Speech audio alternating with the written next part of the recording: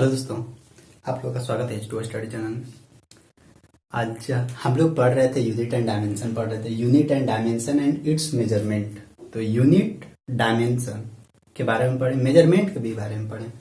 लेकिन मेजरमेंट करते वक्त क्या हो जाता है ना, कभी कभी गलती हो जाता है। गलती सबसे होती है, तो उसी समय गलती हो गया तो मतलब कुछ ना कुछ तो एरर हो गया। जहां लेना चाहिए था 1 सेंटीमीटर वहां लिया गया 1 सेंटीमीटर। जहां लेना चाहिए था 0.5 सेंटीमीटर वहां लिया गया 0.6 सेंटीमीटर। तो देखिए यहाँ पे लेना चाहिए था कितना 0.5, लेकिन लिया गया कितना 0.6। गलती हो गया ना।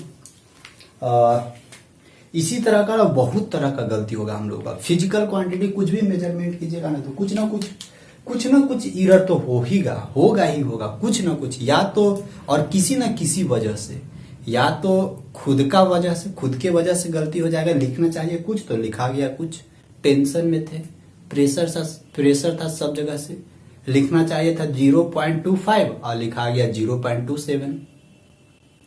तो यानी खुद के वजह से कुछ ना कुछ गलती हो गया। कभी कभी क्या होता है कि जो इंस्ट्रूमेंट से मेजरमेंट करे वो इंस्ट्रूमेंट भी खराब है, तो कभी कभी उसके वजह से भी गलती हो जाता है। जो इंस्ट्रूमेंट यूज कर रहे हैं वो इंस्ट्रूमेंट ही खराब है, तो फिर उसमें मेरा गलती नहीं है, तो उसके वजह से कुछ ना कुछ फिर गलती हो जाता है। कभी कभी देखिएगा ना कि कुछ वैसा काम करते हैं, जैसे कोई भी एक फिजिकल क्वांटिटी है, जैसे कुछ सॉलिड बॉडी है। सॉलिड बॉडी को हम लोग कुछ मेजरमेंट कर रहे हैं पूरा धूप में, एकदम पूरा धूप है, वहां पे मेजरमेंट कर रहे हो। पता चला ना कि टेम्परेचर के चलते, प्रेशर के चलते उसका शेप साइज चेंज हो गया। तो उस समय भी अगर हम लोग उसको मेजरमेंट करेंगे तो उस सिचुएशन में भी वो गलती हो जाएगा वहां पे मेजरमेंट। समझ रहे हैं बात को? इसी तरह से ना अलग अलग टाइप का गलती, अलग अलग टाइप का एरर मिलते रहेगा। कभी कभी क्या होता है ना कि कुछ भी, जैसे कंपास से आप अगर कंपास से कहीं भी आप मेजरमेंट कर रहे हैं ना, तो कंपास में ना चुंबक लगा हुआ रहता है। कंपास उसमें मैग्नेट लगा हुआ रहता है। उससे जब मेजरमेंट करने जाइएगा ना, कहीं पे भी डायरेक्शन की इधर ईस्ट है या इधर वेस्ट है, ध्यान रखिएगा उसमें कंपास लगा है। और अगल बगल अगर बिजली का करंट पास किया हुआ है, अगल बगल अगर बिजली का तार फ्लो कर रहा है, या नहीं तो आप बेल्ट पहने हैं, या आपके हाथ में घड़ी है, या जो एक ये होता है ना हाथ में पहनने वाला, उस टाइप का कुछ भी मेटल का पदार्थ है, मेटल का चीज है, उसके चलते भी उसमें इधर उधर डिफ्लेक्शन हो जाएगा, कुछ ना कुछ तो डिफ्लेक्शन हो जाएगा। तो जो डायरेक्शन हम लोग को बताना चाहिए था वो सही डायरेक्शन बताएगा ही नहीं, तो वहां पे भी कुछ ना कुछ एरर हो गया। उसको लोकल अट्रैक्शन बोलते हैं। लोकल अट्रैक्शन मतलब समझिए क्या होता है लोकल अट्रैक्शन। जा रहे हैं आप ऐसे, मतलब रास्ता में जा रहे हैं, अगल बगल कोई दिख गई तो नजर इधर चल जाएगा या नजर इधर पड़ जाएगा, तो वही है लोकल अट्रैक्शन। आपको जाना चाहिए था सीधे, आपको मतलब मंजिल कहीं और है और आप इधर उधर भटक है, वो भी समझो वहां पे भी एरर हो रहा है आपसे, वहां पे भी गलती हो रहा है कि नहीं आप भटकिए मत, इधर उधर मत देखिए, वो सबसे कुछ होने जाने वाला नहीं है। तो आपको चलना होगा सीधे चलते तो आपको एक्यूरेट जहां पहुंचना था, एक्यूरेट वहां पे सही समय पे पहुंच जाते। इधर उधर लोकल अट्रैक्शन हो गया, उसको ना इंजीनियरिंग की भाषा में लोकल अट्रैक्शन। आप लोग भी याद से इधर उधर नहीं बोलिएगा, लोकल अट्रैक्शन ज्यादा हो रहा है, कंट्रोल करो, ठीक। तो यही सब है, यहाँ पे भी कुछ ना कुछ एरर हो रही है। तो वही सब कुछ एरर के बारे में देखेंगे, प्लस में वो एरर कैसे निकलता है, उस एरर को कैसे हम लोग सही करेंगे, वो सब सारी बातें हैं हम लोग का इसमें। देखिए एरर कब पता चलता है, एरर पता चलेगा कि कोई ना कोई एक हम लोग का फिक्स वैल्यू दिया हुआ है, यानी कुछ ना कुछ एक, जैसे ये है, ये पेन, इसका कुछ ना कुछ तो फिक्स लेंथ होगा ना। और जब हम लोग इसको मेजरमेंट करने गए, मेजरमेंट कर रहे हैं, मान लेते हैं स्केल से मेजरमेंट कर रहे हैं या टेप से मेजरमेंट कर रहे हैं, इसका लेंथ पता चला कि जितना इसका एक्चुअल लेंथ था उतना आ ही नहीं रहा है, या तो कभी ज्यादा आ जा रहा है मेजरमेंट करने के बाद। देखिए दो तरह का लेंथ होता है, एक होता है ट्रू लेंथ और एक होता है मेजरमेंट लेंथ। ध्यान रखिएगा, एक ट्रू लेंथ और एक मेजरमेंट लेंथ। यानी ट्रू लेंथ जो उसका एक्चुअल लेंथ है उस ऑब्जेक्ट का या जो भी चीज है उसका, वो एक्चुअल लेंथ है, और जो हम लोग मेजरमेंट कर रहे हैं वो वाला कौन सा लेंथ हो जाता है, मेजरमेंट लेंथ। तो एक्चुअल लेंथ तो कभी चेंज नहीं होगा क्योंकि वो एक्चुअल में, तो जब भी चेंज होगा तो क्या होगा, मेजरमेंट लेंथ चेंज हो जाएगा। कभी मेजरमेंट लेंथ जो मेजरमेंट कर रहे हैं वो कम आ जा रहा है एक्चुअल के कंपेरिजन में, कभी ज्यादा आ जा रहा है, यानी मेजरमेंट लेंथ ही केवल इधर उधर होते रहता है। तो यानी एक्चुअल लेंथ के कंपैरिजन में मेजरमेंट कम या ज्यादा आ रहा है, जो मेजर्ड लेंथ है वो कम या ज्यादा आ रहा है, तो समझ लीजिए कि वहां पे अब एरर हो रहा है। और यही चीज को एरर बोलते हैं, यानी एक्चुअल लेंथ के कंपैरिजन में मेजरमेंट लेंथ कम या ज्यादा आना ही क्या है, एरर कहलाता है। तो एरर समझ में आ रहा होगा, एरर मतलब त्रुटि होता है, त्रुटि। जैसे देखिए पानी क्या है, पानी 100 डिग्री सेल्सियस पे खौलता है। आप लोग सुने होंगे या नहीं तो पढ़े भी होंगे कि वाटर का बॉइलिंग पॉइंट 100 डिग्री सेल्सियस है। लेकिन रियल में अगर आप थर्मामीटर से आप उसको चेक कीजिएगा ना, जिस समय अगर पानी बॉयल कर रहे हैं उस समय चेक कीजिएगा ना, तो 100 डिग्री नहीं दिखाएगा, 100 डिग्री नहीं दिखाएगा। वो क्या दिखाएगा, 104 डिग्री यानी 104 डिग्री वो दिखाएगा, 104 डिग्री सेल्सियस तक ले जाएगा वो। तो 104 डिग्री तक सेल्सियस क्यों ले गया, क्योंकि हम लोग तो जानते हैं, थ्योरेटिकली जानते हैं कि ठीक है हाँ बॉइलिंग पॉइंट 100 डिग्री सेल्सियस है, वहां पता चल रहा है 104 डिग्री। उसमें कुछ ना कुछ लेटेंट हीट भी आ जाता है, गुप्त उष्मा जिसको बोला जाता है, ठीक ना, गुप्त उष्मा। तो 104 डिग्री पे पहुंच जाता है, तो वहां पे देखिए एक्चुअल टेम्परेचर क्या था 100 डिग्री सेल्सियस, लेकिन पता चल रहा है इंस्ट्रूमेंट बता रहा है 104 डिग्री सेल्सियस। तो वहां पे भी कुछ ना कुछ लोचा है, वहां पे भी गड़बड़ की एक्चुअल लेंथ के कंपैरिजन में मेजर लेंथ ज्यादा आ जा रहा है। कभी कभी आप लोग बॉडी का टेम्परेचर देखिए, एक एक्चुअल बॉडी का टेम्परेचर कितना है, 37 डिग्री सेल्सियस, यानी तो 98.6 डिग्री फ़ारेनहाइट, यही है। जब उसके कंपैरिजन में जब थर्मामीटर लगाइएगा ना, कहाँ थर्मामीटर लगाते, कभी मुंह में लगा के थर्मामीटर चेक किया जाता है, कभी यहाँ पे यहाँ पे लगा के चेक किया जाता है थर्मामीटर। तो उस समय आप लोग देखिएगा नहीं, कभी किसी का टेम्परेचर कम आ रहा है, कभी किसी का टेम्परेचर ज्यादा आ रहा है। जो एक्चुअल टेम्परेचर है उसके कंपेरिजन में होना चाहिए 37 डिग्री सेल्सियस, लेकिन पता नहीं कभी कम बता रहा है कभी ज्यादा बता रहा है, यानी एक्चुअल टेम्परेचर के कंपैरिजन में जो मेजर टेम्परेचर आ रहा है वो कम या ज्यादा आ रहा है। तो कितना कम या कितना ज्यादा आ रहा है एक्चुअल के कंपैरिजन में, जितना कम या जितना ज्यादा आ रहा है एक्चुअल के कंपैरिजन में, वही क्या कहलाता है, एरर कहलाता है, वही त्रुटि कहलाता है। अब इसमें देखिए, अब इसमें भी एरर बहुत सारे कारण से आ सकते हैं। आप लोग को अभी जैसे बताए, खुद आप सही नहीं है, आपको चेक करने ही नहीं आ रहा है, मेजरमेंट करने ही नहीं आ रहा है, तो आपके चलते गलती हो जा रहा है। कभी इंस्ट्रूमेंट परेशान कर दे रहा है कि इंस्ट्रूमेंट सही से फिट ही नहीं करने आ रहा है, यानी तो इंस्ट्रूमेंट गलत कर रहा है, या उसके चलते भी एरर आ सकता है।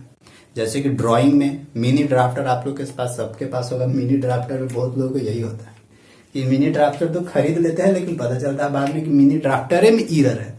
तो उन लोग से कहियो जिंदगी में, मतलब कि कहियो सेमेस्टर कंप्लीट करते करते कहियो उन लोग से पैरेलल लाइन न तो परपेंडिकुलर लाइन खींचाता हूँ मिनी ड्राफ्टर से, ऐसा भी होता है मिनी ड्राफ्टर से। आप कितनों की कुछ कीजिएगा लाइन में टेढ़े भाग जाएगा कहीं ना कहीं, तो वहां पे इंस्ट्रूमेंट में ही एरर हो जाती है, तो इंस्ट्रूमेंटल एरर हो जाता है। कहीं कहीं टेम्परेचर का, प्रेशर का, हवा के झोंका के चलते भी कुछ न कुछ एरर आ जाती है, जिसके चलते इंस्ट्रूमेंट सही जगह सही से फिट नहीं हो पाता, जिसके चलते वहां पे भी परेशान हो जाते हैं। तो आई होप आप लोग को एरर से रिलेटेड बेसिक बातें समझ में आ गई होगी। अब जब बेसिक बातें समझ में आ गई तो हम लोग थ्योरेटिकली पर उस पर बात करते हैं कि अब इसका थ्योरी क्या क्या हो सकता है। अभी हम लोग ये भी चेक करेंगे कि एरर कैसे निकाला जाएगा। पहले थ्योरी की बात समझते हैं, इसके बाद फिर मैथमेटिकली कैलकुलेशन भी करेंगे हम लोग कि एरर कैसे कैसे कैलकुलेट होता है। तो सबसे पहले ध्यान रखिए, एरर बताएं आप लोग को कि एक्चुअल लेंथ या एक्चुअल वैल्यू या रियल वैल्यू के कंपेयर में जो मेजर्ड वैल्यू आता है कम या ज्यादा, जितना कम या जितना ज्यादा, वही क्या कहलाता है, वही एरर कहलाता है। देखिए एरर का डिफिनेशन क्या है। एरर इज डिफाइंड है, एरर को हम लोग कैसे डिफाइन करेंगे, एरर मतलब त्रुटि, ठीक, त्रुटि या गलती, यही है त्रुटि।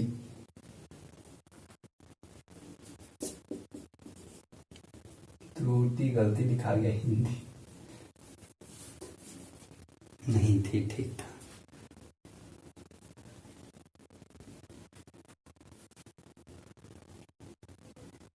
देखिए ईरर क्या था, ईरर इज डिफाइंड एज, देखिए error is defined as the difference between, इस वर्ड पे ध्यान रखिएगा, difference between true value and measured value of a physical quantity. कोई भी फिजिकल क्वांटिटी को अगर हम लोग मेजरमेंट कर रहे हैं, चाहे कुछ भी मेजरमेंट कर रहे हैं, टेम्परेचर मेजरमेंट कर रहे हैं, लेंथ मेजरमेंट कर रहे हैं, इलेक्ट्रिसिटी मेजरमेंट कर रहे हैं, मास मेजरमेंट कर रहे हैं, वेट मेजरमेंट कर रहे हैं, जी का वैल्यू मेजरमेंट कर रहे हैं, कोई भी फिजिकल क्वांटिटी का कुछ भी मेजरमेंट कर रहे हैं, वहां पे जो ट्रू वैल्यू और जो मेजर्ड वैल्यू के बीच का जो डिफरेंस होता है ना, वही कहलाता है क्या, ईरर। अब जैसे देखिए कैसे, यानी अगर ईरर हम लोगों को निकालना है ईरर, तो देखिए ईरर कैसे हम लोग निकालेंगे, कभी देखिए ट्रू वैल्यू तो कभी चेंज नहीं होगा, ट्रू या एक्चुअल वैल्यू तो कभी चेंज नहीं होगा, तो यहां पे लिखते हैं क्या, ट्रू वैल्यू।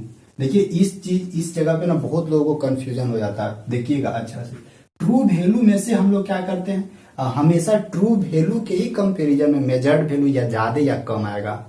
नहीं समझे बात को, अभी समझाते हैं।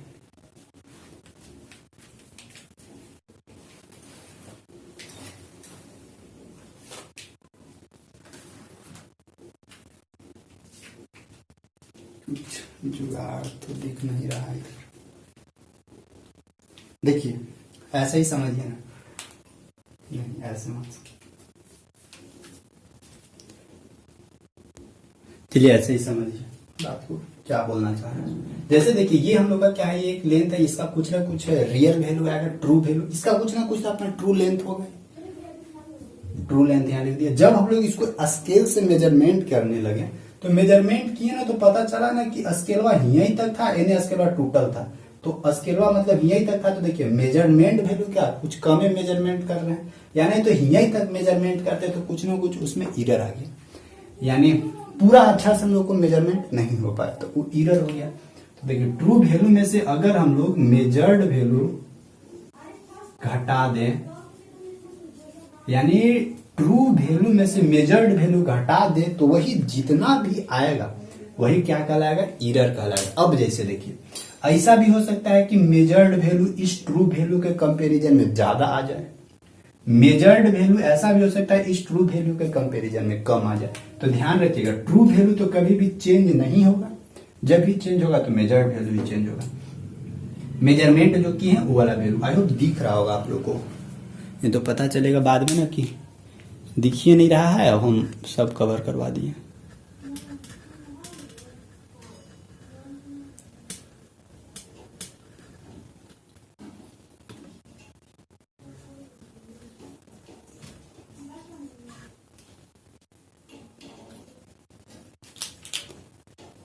ठीक, चलिए अब देखिए यहाँ पे मेजर्ड वैल्यू है, मान लेते मेजरमेंट वैल्यू हम लोगों को कम मिला, ट्रू वैल्यू के कंपैरिजन में मेजरमेंट वैल्यू कम मिला, तो उस सिचुएशन में ईरर हम लोग को क्या मिलेगा, पॉजिटिव मिलेगा। ठीक, पॉजिटिव ही ना मिलेगा, यानी ईरर हम लोग को पॉजिटिव, मेजर्ड वैल्यू कम है यानी ईरर हम लोग को क्या मिल रहा, पॉजिटिव, यानी जितना एक्चुअल वैल्यू था वहां तक हम लोग नहीं मेजरमेंट कर पाए, यानी कुछ ना कुछ तो कहीं ना कहीं गलती होगा, इंस्ट्रूमेंट में प्रॉब्लम हो या खुद का प्रॉब्लम हो, कहीं ना कहीं तो प्रॉब्लम होगा, तब तो हम लोग इस ट्रू वैल्यू के इक्वल, जब तक true value is equal to measurement value नहीं हो जाता तब तक समझिए कि कुछ ना कुछ ईरर है। यानी ये दोनों इक्वल होगा तब ना ईरर जाके जीरो होगा।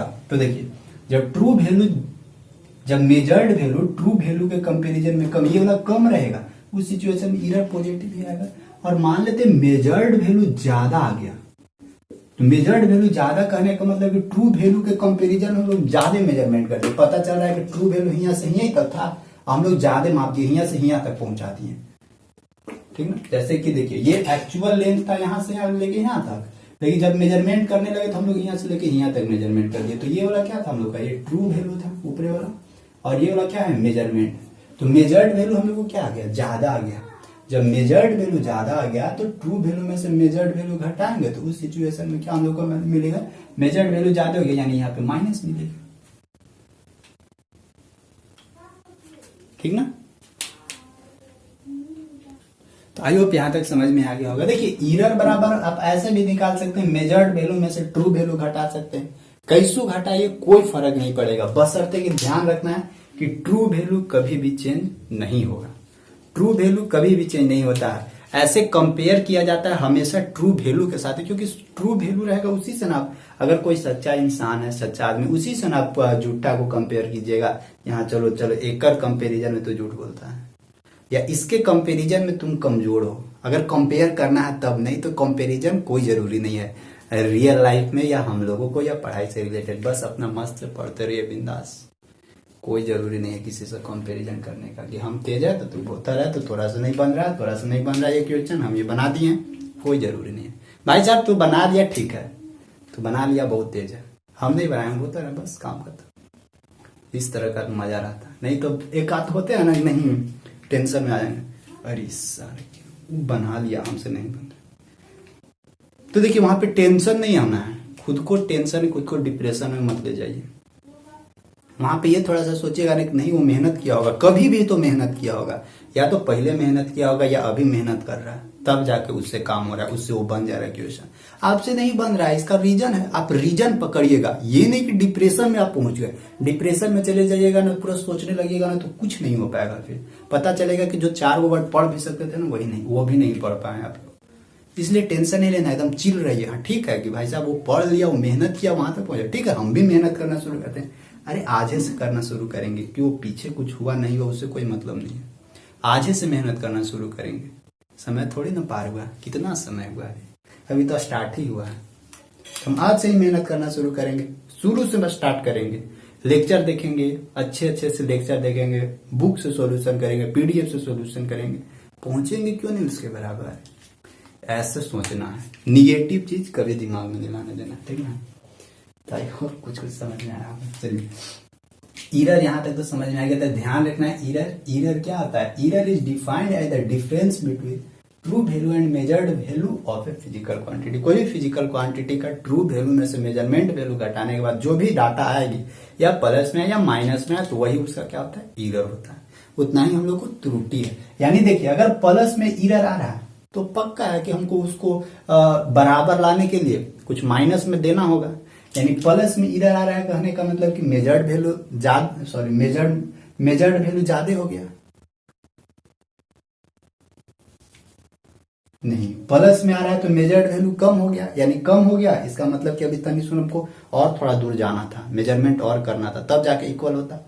और अगर मान लेते मेजर्ड वैल्यू ज्यादा हो रहा है, यानी एक्चुअल वैल्यू के कंपैरिजन में मेजरमेंट वैल्यू ज्यादा कर दिए, यहाँ एक्चुअल वैल्यू के कंपैरिजन में मेजरमेंट वैल्यू ज्यादा कर दिए, तो हमको ज्यादा नहीं नापना है उस सिचुएशन में। तो ठीक है कि एरर निगेटिव में पहुंचेगा ही, क्योंकि ये ज्यादा हो जाएगा मेजर्ड वैल्यू, तो निगेटिव में पहुंचेगा, तो इसको बराबर करना, तो क्या करेंगे, ये वाला पार्ट काट देंगे यानी से। यानी निगेटिव में पहुंचा तो इसको पॉजिटिव में करने के लिए हम लोग क्या करेंगे, जितना भी निगेटिव में भागा उतना पॉजिटिव करेंगे, जोड़ेंगे, ठीक ना। तो इसके अनुसार से जहां पे जैसा दिखेगा ना, उसके अनुसार से हम लोग काम करेंगे। ध्यान रखिएगा ईरर बराबर। चलिए इसको मिटाते हैं, कैसे भी निकाल सकते हैं, पहले ट्रू लिखिए या मेजर लिखिए, कोई फर्क नहीं। बस हमको क्या चाहिए, ईरर चाहिए कि कितना ईरर है उसके अंदर। अब चलिए देखिए ईरर, देखिए ईरर भी अलग अलग टाइप का ईरर होता है, डिफरेंट टाइप का ईरर को समझते। देखिए ईरर तो समझे क्या होता है। ईरर देखिए सबसे पहला एक होता है सिस्टमैटिक ईरर और दूसरा होता है रैंडम ईरर। देखिए सिस्टमैटिक, ये नाम से पता चल रहा है कि एक सिस्टम के थ्रू, यानी सिस्टमैटिक मतलब कि कंटिन्यूअसली एक ईरर हम लोग को आ रहा है। तो सिस्टमैटिक मतलब नहीं होता लगातार ईरर आ रहा है। सिस्टमैटिक मतलब हाँ लगातार ही बोल सकते हैं। सिस्टमैटिक ईरर आ रहा है हम लोगों का एक, ठीक। और एक होता है रैंडम ईरर। रैंडम ईरर मतलब कि जैसे तैसे रैंडमली, जो नहीं होता है कि रैंडमली कभी इधर तो कभी उधर, इसके लिए कुछ फिक्स नहीं। एक सिस्टमैटिक ईरर और एक रैंडम ईरर। अब देखिए ये जो सिस्टमैटिक ईरर होता है, ये एक ऐसा ईरर है ना कि मतलब अगर कहीं पे भी ईरर आ रहा है ना, तो उस सिचुएशन में अगर ईरर पॉजिटिव में आ रहा है, यानी ईरर बढ़ रहा है, तो हमेशा ईरर उसी सिचुएशन में बढ़ते रहेगा। ऐसा नहीं है कि कुछ समय तक बढ़ा ईरर और फिर घटना शुरू हो जाएगा ईरर, नहीं, वैसे ही कंटिन्यूअसली बढ़ते रहेगा ईरर सिस्टमैटिक में। या नहीं तो ईरर अगर कम हो रहा है तो उस सिचुएशन में हमेशा ईरर कम होते रहेगा, ठीक। ऐसे काम होता है सिस्टमैटिक ईरर के साथ। तो आई होप सिस्टमैटिक ईरर समझ में आया होगा कि सिस्टमैटिक। और ध्यान रखिएगा सिस्टमैटिक ईरर हम लोग ना पहले ही पता कर लेते हैं, मतलब हम लोगों को इतना नॉलेज हो जाता है ना इतना नॉलेज हम लोगों के पास हो जाता है कि ये जो सिस्टमेटिक एरर आ रहा है ना, किसके वजह से आ रहा है, यानी पर्सनल खुद का गलती से आ रहा है या इंस्ट्रूमेंट का गलती से आ रहा है या टेम्परेचर प्रेशर का इफेक्ट से आ रहा है, ये हम लोग को वहां पे पता चल जाता है कि इसी के चलते हम लोग को सिस्टमेटिक के थ्रू कुछ ना कुछ एरर आ रही है।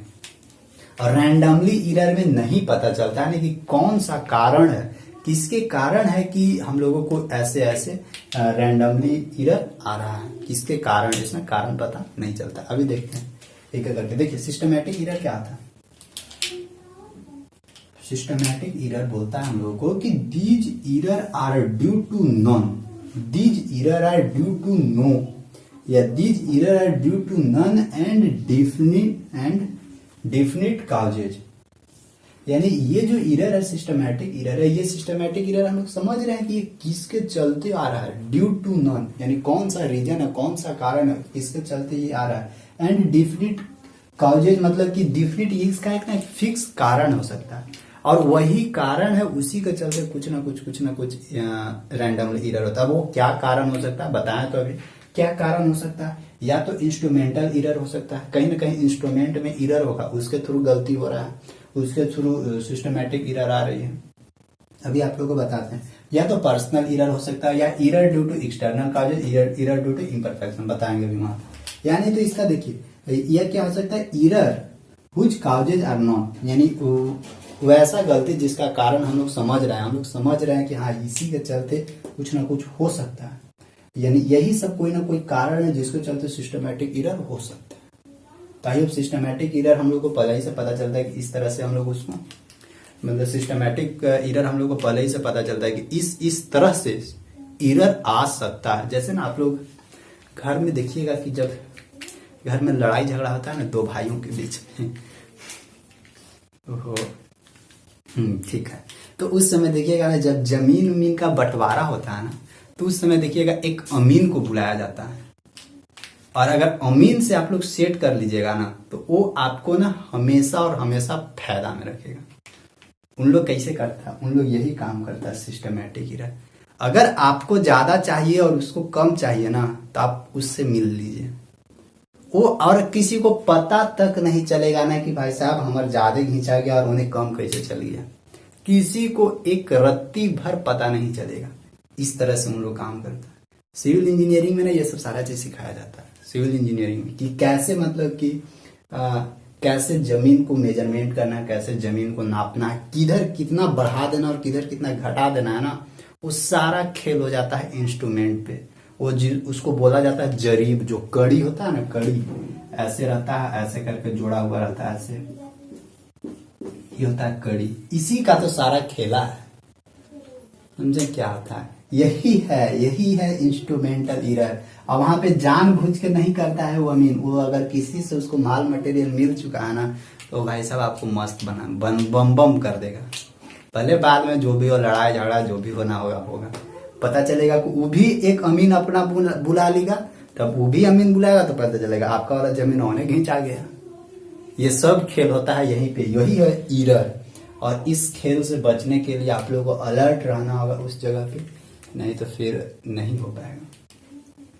अलर्ट क्या रहिएगा, आप लोगों को पता ही नहीं चलेगा कि ये जो इंस्ट्रूमेंट है वो किस तरह का है, क्योंकि ये जो जरीब है ना इसका भी एक फिक्स लेंथ होता है, फिक्स लेंथ होता है इस जरीब का, एक कड़ी का एक फिक्स लेंथ होता है।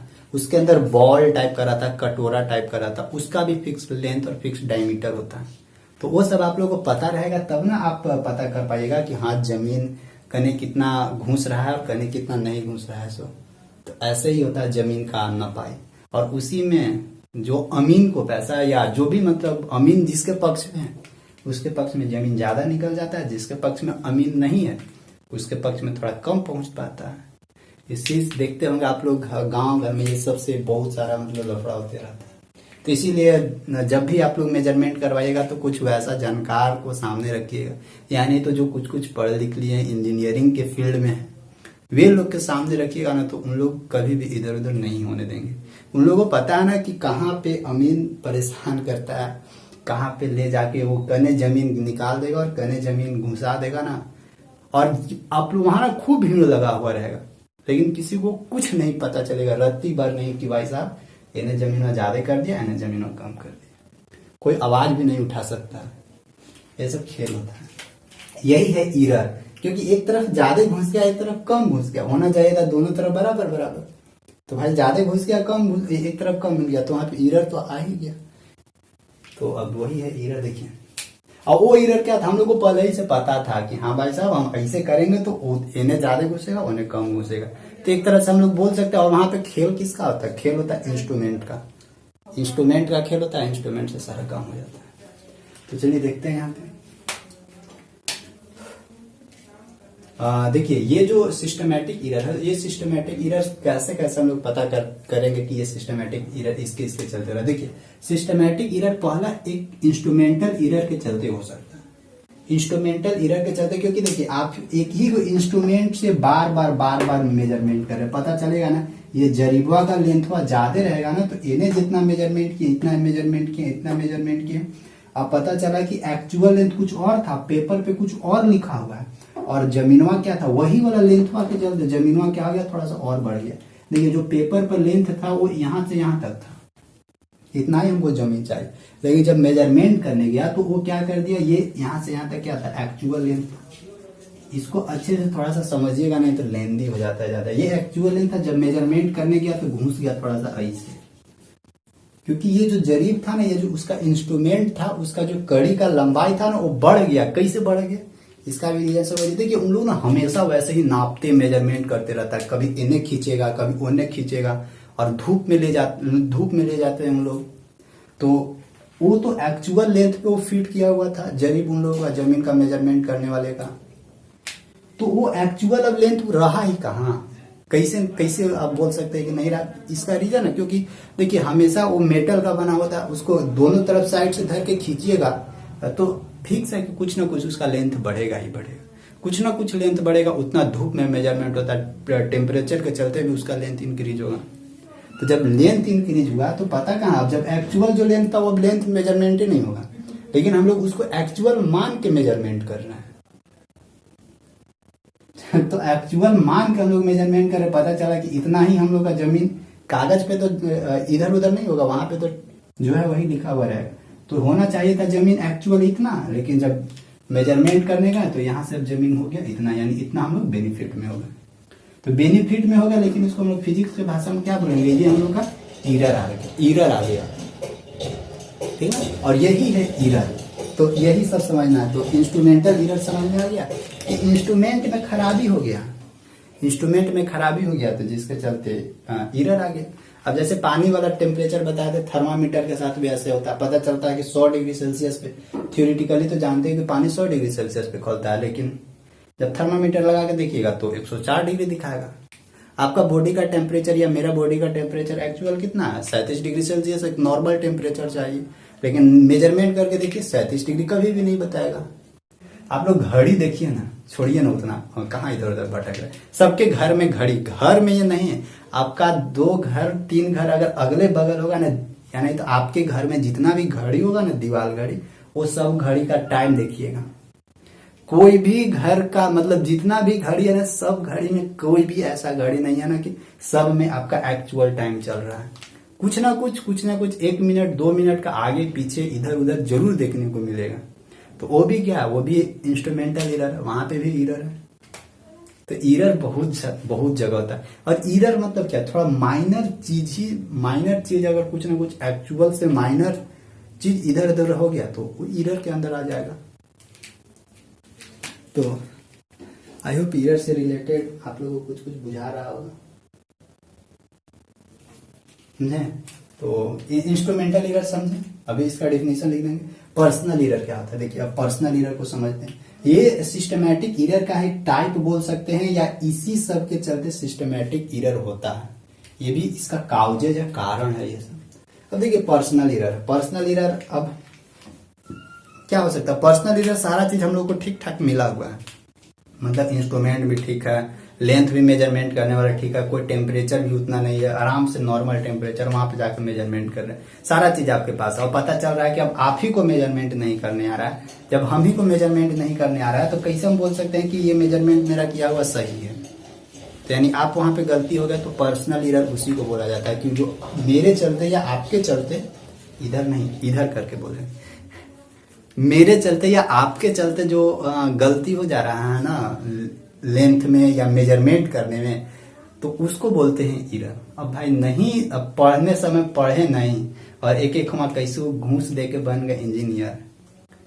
तो फिर पता चला कि जब साइट पे गए मेजरमेंट करवाने तो दीवार बनवाना था जहां पे 5 इंची का, वहां हम 10 इंची घुसवा दिए। क्यों? कि मकान मालिक बोल रहा था। भाई साहब मकान मालिक नहीं, वो आपको क्यों हायर करके वहां पे ले गया? क्योंकि आप उसको एक अच्छा डिसीजन दीजिए, क्योंकि उन लोगों को नहीं बुझाता है मकान मालिक ये सबको जो बना रहे हैं। उन लोगों को क्या पता है कि कहाँ पे हमको 5 इंची का दीवार देना, कहाँ पे क्या। तो उन लोगों का आप रीजन समझाइएगा, साइंटिफिक रीजन समझाइएगा, तब न आप लोग समझेंगे।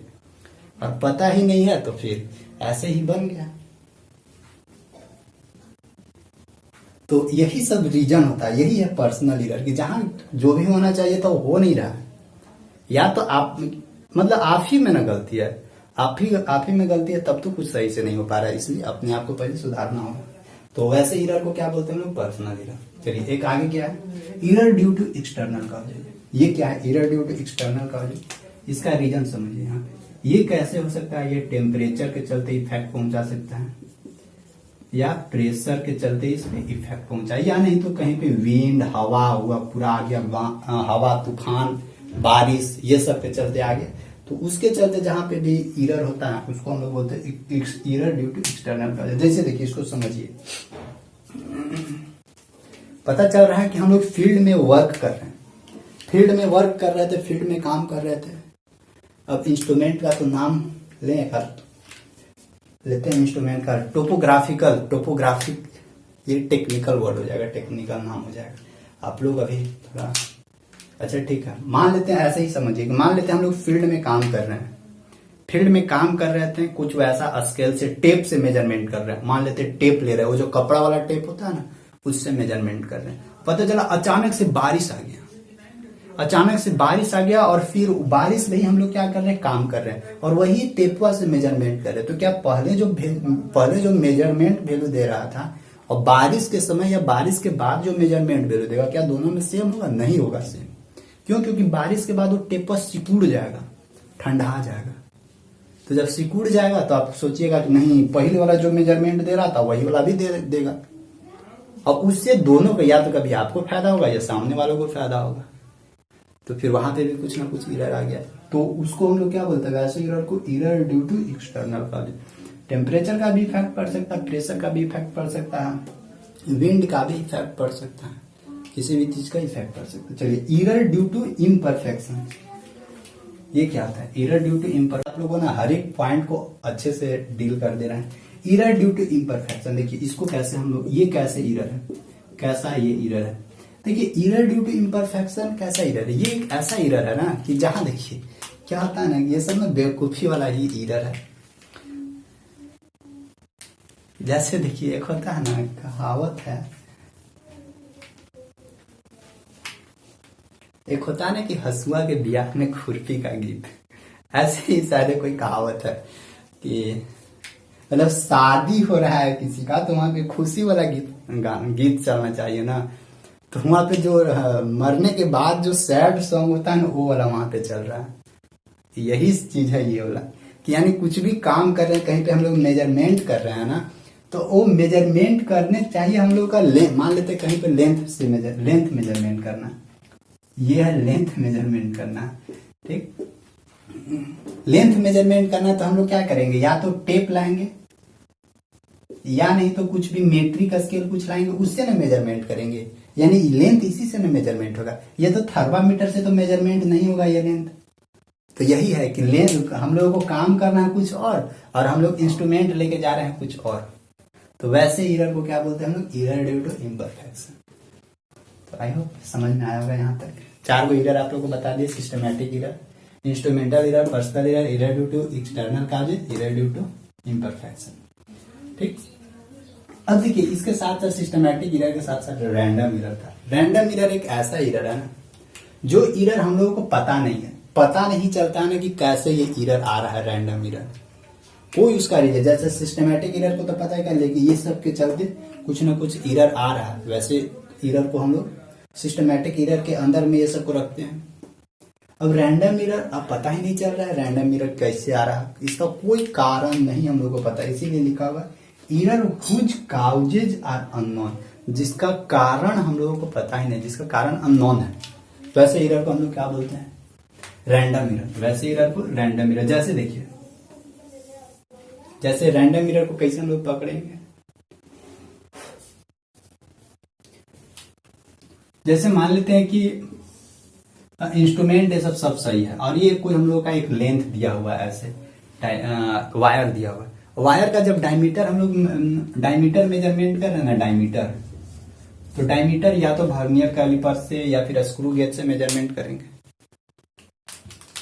तो डायमीटर यहाँ पे मेजरमेंट किए तो पता चल रहा है कि यहाँ कुछ और इसका डायमीटर आ रहा है। थोड़ा दूर और मेजरमेंट किए, देखिए तार एक है, वायर एक है, एक ही तरह का वायर है। जब यहाँ पे मेजरमेंट किया तो कुछ और आ रहा है, यहाँ पे मेजरमेंट किया तो कुछ और आने लगा, यहाँ पे मेजरमेंट किया तो कुछ और आने लगा। मतलब ना एक ही चीज में डिफरेंट हम लोगों को मेजरमेंट वैल्यू मिल रहा है, डिफरेंट मेजर्ड वैल्यू मिल रहा है। वैसे एरर को हम लोग रैंडम एरर के अंदर रख सकते हैं, वैसे को हम लोग रैंडम एरर बोल सकते हैं, ठीक है। और यहाँ पे ये भी ध्यान रखना है कि यहाँ पे पर्सन भी एक है, आदमी भी एक है, इंस्ट्रूमेंट भी सब सही है, सब चीज ठीक है, यानी कहीं पे भी कोई प्रॉब्लम नहीं है। इसके बावजूद भी रीडिंग डिफरेंट रीडिंग आ रहा है। वैसे एरर को हम लोग क्या बोलते हैं, रैंडम एरर। तो क्या किया जाए, इस सबका डेफिनेशन लिखवा दिया जाए। इंस्ट्रूमेंटल एरर जैसे कि सिस्टमैटिक एरर, रैंडम एरर, तो ये सब कुछ छोटा पॉइंट लिख लिए। तो instrumental error, personal error, error due to external causes, error due to imperfection और रैंडम एरर, ये सब चीज का हम आप लोग को डेफिनेशन लिख दे रहे हैं। और फिर एरर को यहीं पे हम लोग लास्ट कर देंगे इसको, क्योंकि इसके बाद आप लोगों को उसका कुछ पढ़ना नहीं है। एक और आप लोगों को बता देते हैं, एब्सोल्यूट एरर। अच्छा ठीक है, अभी थोड़ा सा पहले इसको हम लोग डेफिनेशन लिखते हैं। और ताकि देखिए आप लोग ना नोट्स बनाइए, नोट्स बनाइएगा ना तो बहुत अच्छा रहेगा, नोट्स नहीं बनाइएगा तो फिर कैसे होगा। आप लोग को एक किस्सा सुनाते हैं, अच्छा सा सुनाएंगे नेक्स्ट लेक्चर में कुछ, ठीक है। अब इसका डेफिनेशन लिखते हैं हम लोग। सिस्टमैटिक एरर हो गया, इंस्ट्रूमेंटल एरर, पर्सनल एरर, सारी चीजों का।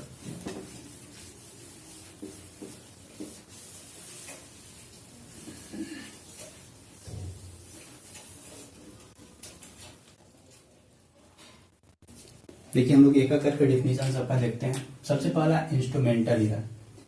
इंस्ट्रूमेंटल एरर किसको बोलते हैं, instrumental error the error due to some defective allegations of the instrument is called instrumental error. Instrumental error मतलब क्या कि जो भी इंस्ट्रूमेंट हम लोग यूज कर रहे हैं मेजरमेंट के लिए, उसमें कुछ ना कुछ डिफेक्टिव एलिगेशन लगा हुआ है, मतलब कुछ ना कुछ उसी में ही प्रॉब्लम्स है।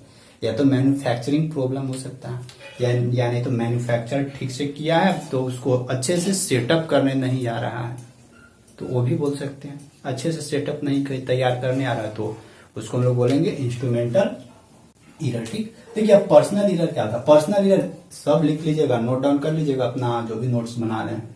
पर्सनल एरर, और आप लोग को नोट्स बनाने के लिए इतना अच्छा से कंटेंट दे रहे हैं ना, कोई भी अगर देना तो आप लोग बताइएगा, एक एक लाइन बाय लाइन आप लोगों को सारा चीज बता दे रहे हैं, ताकि आप लोग जब भी बुक भी पढ़े ना, ये ज्यादातर किनको बेनिफिट होगा ना, जो हिंदी मीडियम से है ना, उन लोगों के लिए बहुत ये रामबाण की तरह काम करेगा। क्योंकि बुक पढ़ने में थोड़ा सा इंग्लिश में है तो परेशानी होती है, तो कोई अगर समझा देना तो वैसे आसान हो जाती है।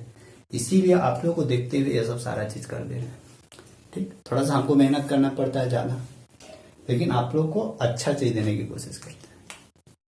चलिए देखते हैं पर्सनल एरर क्या है। Error due to personal peculiarities of the experiment are known as personal error. Error due to personal peculiarities of the experiment are known as personal error. देखिए personal peculiarities of the experiment यानी experiment करते समय या कुछ भी measurement करते समय उसको पर्सनली समझ में नहीं आ रहा है कुछ भी चीज, और काम करते जा रहा है, कुछ समझ में नहीं आ रहा, काम करते जा रहा है, तो उसी को हम लोग क्या बोलते हैं, पर्सनल एरर बोलते हैं। फिर देखिए error due to external causes क्या है, the error due to change in external condition, the error due to change in external condition. Error कैसे हो जाता है, जब भी कोई भी एक्सटर्नल कंडीशन चेंज हो जाता है, मतलब वातावरण में कुछ ना कुछ प्रॉब्लम्स हो गए, कुछ ना कुछ चेंजिंग आ गया, जैसे कि टेम्परेचर, प्रेशर, ईटीसी, कुछ भी अगर वहां पे प्रॉब्लम्स आ गया, उसी के चलते हम लोगों को क्या आता है, उसके चलते जो प्रॉब्लम्स या जो एरर आती है उसको हम लोग बोलते हैं error due to external causes, यानी एक्सटर्नल यानी बाहरी कुछ वैसा कॉजेज आ गया जिसके चलते मेजरमेंट करने में परेशानी हो रही, उसको हम लोग बोलते हैं, उसके चलते भी एरर बहुत सारी हो जाती है। कैसे, मान लेते हैं कि जैसे देखिए काम कर रहे हैं, धूप आ गया पूरा या पानी गिरने लगा, बारिश होने लगा, तो क्या करेंगे, जो भी इंस्ट्रूमेंट सेटअप किया वहां से हटा के ले जाएंगे कहीं जहां पानी नहीं गिर रहा वहां पे रख देंगे, और फिर वहां से लाके फिर सेटअप तैयार कीजिएगा। तो जो पहले जो मेजरमेंट हम लोग कर रहे थे ना, उसके जैसा फिर कभी भी नहीं होगा, आप लोग करके देख लीजिएगा, या तो उससे बेहतर होगा। देखिए अगर कुछ एक्सपीरियंस ले लिए होंगे तो या तो उससे बेहतर होगा या खराब होगा, लेकिन पहले जैसा नहीं होगा। आप लोग इससे भी रूबरू हैं कि अगर कोई भी काम कीजिएगा ना, तो स्टार्टिंग में थोड़ा कुछ अलग टाइप का रहेगा, अलग मजा आता है, लेकिन धीरे धीरे काम करते जाइएगा, एक बार छोड़कर फिर से इसी काम में लगिएगा ना, तो थोड़ा सा या तो आपको करने में परेशानी होगा, मतलब ऑकवर्ड फील होगा, या फिर करने में मजा आएगा, लेकिन पहले जैसा फील नहीं आएगा। ठीक है, तो उसमें भी कुछ ना कुछ एरर। देखिए error due to imperfection, error due to imperfection क्या है, some of the instrument use for the measuring physical quantities are not perfect. कोई भी फिजिकल क्वांटिटी को मेजरमेंट करने के लिए हम लोग ना इंस्ट्रूमेंट हम लोग परफेक्ट यूज नहीं कर रहे हैं।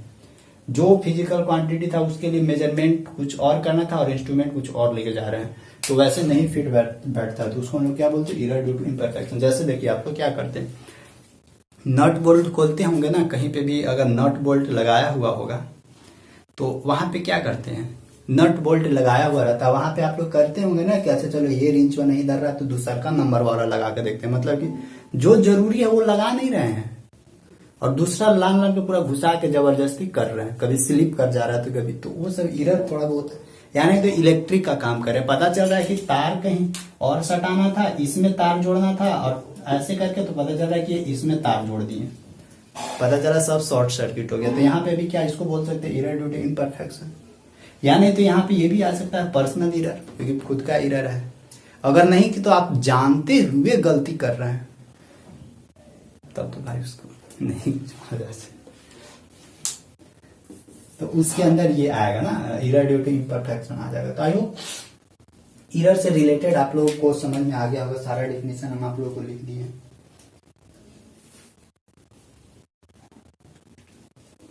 अब जब एरर से रिलेटेड सारी बातें हम आप लोगों को बता दिए, तो रैंडम एरर को क्यों छोड़ रहे हैं, उसका भी डिफिनेशन हम लिखिए देते हैं, उसका भी डिफिनेशन बता देंगे। देखिए उस डिफिनेशन तो आप लोग बुक से भी लिख सकते हैं, अगर बुक आप लोगों के पास भी होगा तो बुक से भी बहुत अच्छा, वहां से भी डिफिनेशन मिल जाएगा आप लोग को, खाली समझिए, समझ लीजिएगा ना तो। और एक चीज और बता रहे हैं आप लोग को, प्रैक्टिस कीजिए, प्रैक्टिस जितना ही ज्यादा इंग्लिश आप लोग को मजबूत कीजिए। जो भी इंग्लिश मीडियम से एग्जाम दीजिएगा उन लोगों के लिए बता रहे हैं, अगर जो इंग्लिश जानते हैं उन लोगों के लिए तो ठीक है, लेकिन जो इंग्लिश नहीं ना जानते, नहीं ना लिखने आता, प्रैक्टिस कीजिए, जितना कोशिश हो सकता है ना कि इंग्लिश बुक रीडिंग कीजिए, और जोड़ जोड़ से बुक रीडिंग कीजिए। ये नहीं कि मन में मुनमुना रहे हैं, मन में ऐसे कई बहुत लोग पढ़ते हैं, लाइन दिखेगा वहां पे और नजर दौड़ाएंगे,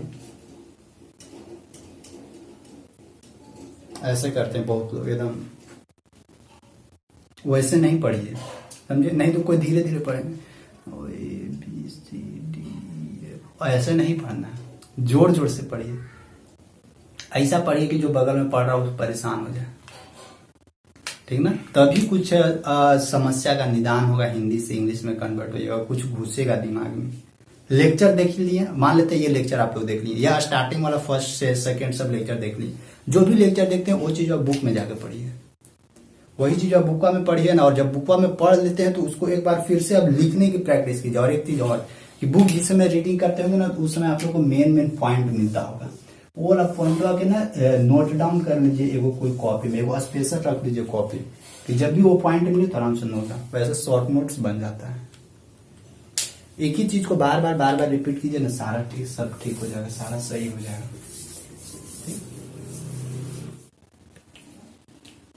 देखिए इसको समझते हैं हम लोग ना। रैंडम एरर क्या है? रैंडम एरर बोलता है कि these error are due to unknown causes.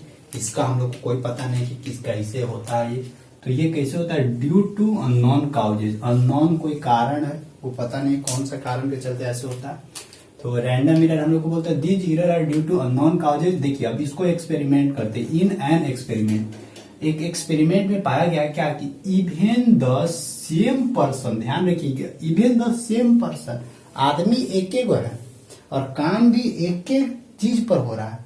Even the same person repeating an observation may get different reading. जब कोई एक पर्सन है वो जब ऑब्जर्वेशन कर रहा है तो वो बार बार ये देख रहा है ना, रिपीटिंग एन ऑब्जर्वेशन, मतलब कि जब वो मेजरमेंट कर रहा है देख रहा है और उसके बाद वो रिपीट करके फिर से उसको देख रहा है ना, तो देख रहा है कि अरे जो यहाँ पे लिए मान लेते ये कोई एक वायर था, ये एक वायर था, इस वायर का डायमीटर जब ले रहा तो पता चला अरे यहाँ पे मेजरमेंट किए तो कुछ और रीडिंग दे रहा है, यहाँ पे मेजरमेंट किए तो कुछ और रीडिंग दे रहा है डायमीटर का, यहाँ पे मेजरमेंट किए तो कुछ और रीडिंग दे रहा है, और यहाँ पे मेजरमेंट किए कुछ और रीडिंग दे रहा है। आदमी एक ही वो है, जब वो ऑब्जर्वेशन किया रीडिंग का तो देख रहा है कि अरे डिफरेंट डिफरेंट रीडिंग आ रहा है, सब जगह अलग अलग यहाँ पे मेजरमेंट किया तो कुछ आया ऐसे आ रहा है। तो देखिए यहाँ पे तो कुछ ना कुछ तो लोचा है, और इसको कैसे डायमीटर मेजरमेंट कर रहे हैं, यानी मिनिमम डायमीटर होता है वायर का, तो उसके लिए तो स्क्रू गेज या फिर वर्नियर कैलिपर्स यूज करेंगे, जो आप लोग को बताए थे पिछले लेक्चर में। तो जब यहाँ पे देख रहा है कि डिफरेंट डिफरेंट रीडिंग दे रहा है, तो यहाँ पे टोटल कुछ ना कुछ तो यहाँ पे एरर होगा ना, कुछ ना कुछ तो यहाँ पे भी एरर आएगा ही आएगा, ऐसा है कि एरर नहीं आएगा। तो देखिए अब यहाँ से हम लोगों को ना पता नहीं चल रहा है कि मेनली इसका रीडिंग कौन सा इसका रीडिंग है, क्योंकि इसका भी यहाँ पे कुछ अपना रीडिंग होगा, क्योंकि सब जगह कुछ ना कुछ तो रीडिंग होगा, एक उसका फिक्स। तो अगर इस तरह का कहीं पे भी रीडिंग आया ना, तो कौन सा रीडिंग लेना हम लोग को? इसका मीन ले लेना, मीन यानी ए मीन लिख ले ली, यानी कि रैंडम एरर निकालना है, ये सब का पहले रीडिंग लेना है। तो हम लोग क्या ले लेंगे? यहाँ पे मेजरमेंट किया तो ठीक है x1 आया, यहाँ पे लिए तो x2 आया, यहाँ पे लिए तो x3 आया, यहाँ पे लिए तो x4, तो सबको क्या कर लीजिए? मीन निकाल दीजिए। x1 plus x2 plus x3 plus x4 कितना है? 4/4। तो ये जो ए मीन निकलेगा यही इसका क्या देगा? रीडिंग देगा, ठीक, यही इसका रीडिंग देगा हम लोगों को, समझे। और वो जो रीडिंग आएगा वो अब फिर एक्चुअल जो इसका डायमीटर होगा उस डायमीटर से इसको कंपेयर कर लीजिए। अगर ज्यादा आ रहा है कम आ रहा है तो वही ज्यादा कम जितना भी होगा वही वो क्या कहलाएगा? वही एरर कहलाएगा। उसी को हम लोग बोलेंगे रैंडम एरर। तो रैंडम एरर समझ में आगे होगा। डेफिनेशन लिख लीजिएगा, आप लोग कॉपी में सब नोट डाउन कर लीजिएगा, जरूर बनाइएगा आप लोग।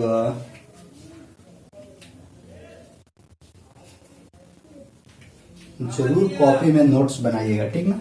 तो बस इस लेक्चर को ना हम लोग यहीं पे खत्म कर देते हैं फाइनली। जो एरर से रिलेटेड जो भी बातें थी हम आप लोगों को बता दी। कुछ अगर और बातें होगी तो फिर आप लोग बुक से भी कुछ देखिएगा, पढ़िएगा, और नहीं तो फिर हम तो इसको यहीं पे लास्ट कर देंगे, क्योंकि देखिए आप लोग का आगे उतना कुछ इम्पोर्टेंट नहीं है। जितना काम की बातें थी ना सारी बातें हम आप लोग को एक्सप्लेन कर दी हैं।